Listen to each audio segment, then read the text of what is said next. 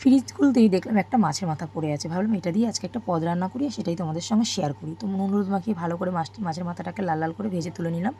আর যে তেলটা ছিল তার মধ্যে গোটা জিরে, শুকনো লঙ্কা, তেজপাতা ফোড়ন দিলাম, দিয়ে দিলাম পেঁয়াজ কুচি। তো পেঁয়াজ কুচিটা একটু নরম হয়ে যাওয়ার পরে আদা রসুন গ্রেট করে দিয়ে দিয়েছি, দিয়ে দিলাম একটু টমেটো কুচি। দেওয়ার পর সবটাকে ভালো করে একটু ভাজা করে নেব। তো ভাজা হওয়ার হতে হতে তার মধ্যে দিয়ে দিলাম আমি স্বাদ মতো লবণ, হলুদ গুঁড়ো, জিরে ধনের গুঁড়ো, দিয়ে দিলাম কাশ্মীরি লঙ্কা, দিয়ে দিলাম কাঁচা লঙ্কা পেস্ট আর সামান্য পরিমাণে জল দিয়ে মশলাটাকে ভালো করে কষিয়ে নেব। তো তেল বেরোনো পর্যন্ত মশলাটাকে ভালো করে কষাতে হবে। আর এদিকে আমি দুটো আলু সেদ্ধ করে হাত দিয়ে একটু চটকে নিয়েছিলাম, তো সেটাকে এর মধ্যে অ্যাড করে দিলাম। আর মাছের মাথাগুলোকে ভালো খুন্তি দিয়ে ভেঙে নিয়েছিলাম, সেটাকে এর মধ্যে অ্যাড করে দিলাম। দেওয়ার পর এটাকে ভালো করে একটু কষিয়ে নিচ্ছি। আর জল একদম হালকা পরিমাণে দিতে হবে, যেহেতু সবই সেদ্ধ আর সব ভাজা আছে তার জন্য। তো এখানে জল অল্প পরিমাণে দেওয়ার পরে দেখো প্রায় রান্নাটা প্রায় কমপ্লিট হয়ে গেছে। এর মধ্যে দিয়ে দেবো একটু স্বাদ মতো চিনি, যেহেতু কেউ চাইলে দিতেও পারো, না চাইলে না দিতে পারো। এর মধ্যে ধনেপাতা কুচি দিয়ে দিলাম আর দিয়ে দিলাম গরম মশলা গুঁড়ো।